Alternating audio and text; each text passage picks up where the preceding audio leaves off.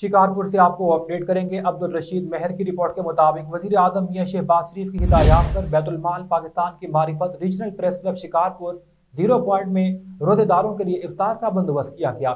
PMLN जिला शिकारपुर के सदर डॉक्टर बशीर ब्रोही और बैतुल माल के जिले अफसर मोहम्मद बख्श मेहर भी मौजूद थे।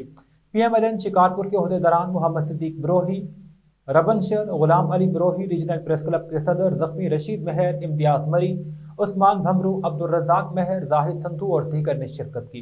इस मौके पर पाकिस्तान मुस्लिम लीग नून जिला शिकारपुर के सदर डॉक्टर बशीर ब्रोही ने कहा, वज़ीर आज़म शहबाज शरीफ की हिदायत पर बैतुल माल पाकिस्तान की मारिफत शिकारपुर में रोजेदारों के लिए इफ्तार का बंदोबस्त किया गया है। वज़ीर आज़म की कोशिश है कि आम आदमी को ज़्यादा रिलीफ दिया जाए। इसी वजह से पाकिस्तान बैतुल माल की मारिफत अवाम की बेलौस खिदमत की जा रही है।